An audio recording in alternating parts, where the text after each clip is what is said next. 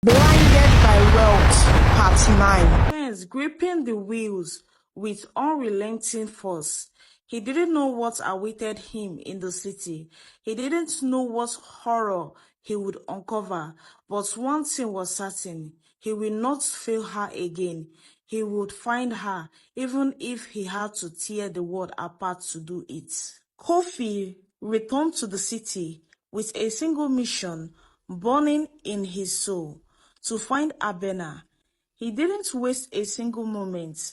The first thing he did was printing multiple copies of a photo from years ago when Abena's smile was still vibrant, a stark contrast to the hollow, desperate search that now consumed him. Holding her picture, he studied her face, his heart breaking, imagining the horrors she might be enduring. With a heavy heart, he began his search, moving quickly from police station to police station, showing her photo, pleading for help. His voice trembled with urgency as he spoke. "This is my wife. She disappeared 2 years ago. Please, I need to find her." Some officer nodded with sympathy, but their words were empty. They could offer no real help. Others barely acknowledged him, dismissing the matter as just another case of a missing person. "People disappear every day," one officer had said coldly. But Kofi wasn't discouraged. He couldn't give up, not when he didn't even know if she was still alive. Kofi continued on his relentless search through the city. Each day passed in the same grueling routine, and each day without a sign of Abena felt like another crushing blow to his spirit. He followed every lead, visited countless places, and spoke to anyone who meant to know anything, but each attempt ended in failure. Weeks turned into months, and still there was no word of Abena. Meanwhile, back in the village, Kofi received calls from Abena's parents, their voices trembling with hope. "Have you found her? Is there any news?" But every time, the answer remained the same: "No, there is nothing yet." The family's sorrow deepened with each passing day. Every night they prayed for her return, clinging to the fragile hope that their daughter would be safe and found. The villagers, too, had begun to whisper, watching the once vibrant family fall into despair. They had seen them in their prime, but now they were in shadows of their former selves, hanging on a thread. Kofi's efforts to bring Abena home only grew more desperate. He plastered her pictures all over the city, on street corners, bus stops, even the windows of shops. He used his own money to print thousands of copies, hoping that anyone might have seen her. Desperation led him to take the search online, sharing her photo on every social media platform he could find. "If anyone has seen this woman, please call me. Her family is looking for her. Please, she needs to be found." But as days passed, weeks became months, and still there was nothing. Every lead turned cold. Time dragged on like an endless void. And then every time Abena's mother called, her voice quivering with hope, Kofi would close his eyes, his heart heavy as he tells her the word that ripped him apart. "No, not yet." The silence between them grew, and each conversation left him feeling more powerless. The city was too big, too cruel.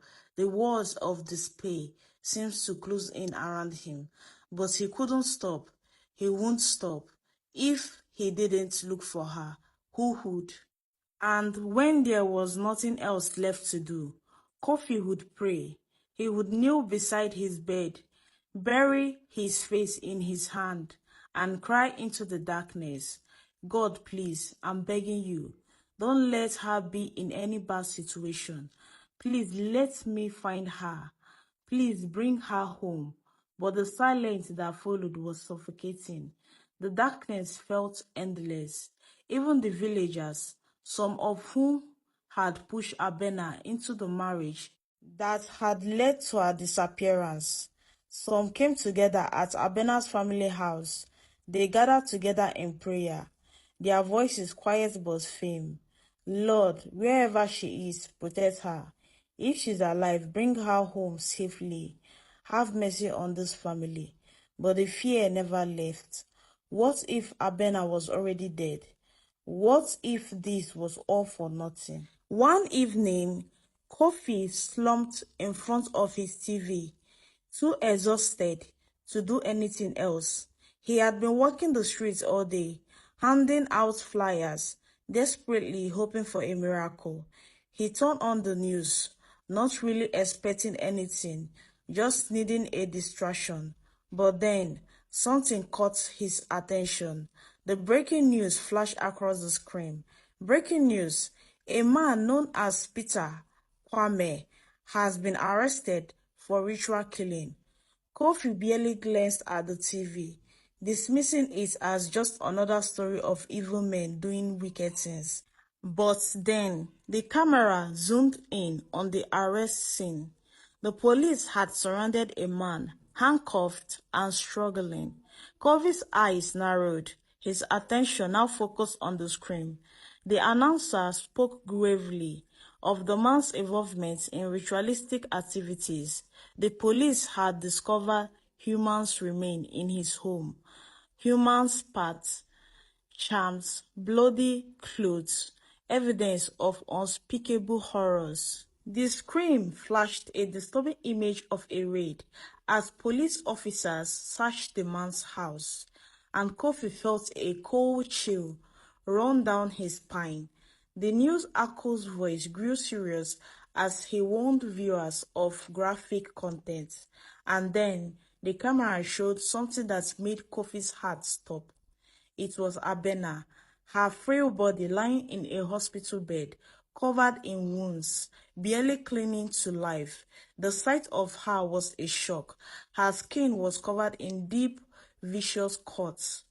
Her once beautiful hair was now thin and lifeless. Her eyes, those once vibrant eyes Kofi had known so well, were now dull, empty. She had been through hell, and it was all too much for him to process. His heart tightened as the truth hit him like a hammer. Kofi froze in place, his entire body trembling, his breath caught in his throat as the image of Abena on the screen filled his vision. He couldn't breathe, he couldn't move, but then the news anchor dropped another bombshell. The man who had been arrested was none other than Peter Kwame, also known as Mr. Aqua. Kofi's mind raced as the pieces clicked into place. Mr. Aqua, this was the man who had taken Abena. This was the monster who had hidden her from them. For a moment, Kofi's mind went blank, lost in a storm of thought and rage. Then, in a sudden burst of clarity, he snapped back to reality. His hands trembled as he fumbled for his keys, his heart pounding in his chest. He grabbed them from the table and dashed out the door, not even bothering to lock it behind him. Within minutes, he was in his car, speeding towards the village. The car seemed to fly over the road, the urgency inside him building with each passing seconds. He had to tell them, he had to tell Abena's family,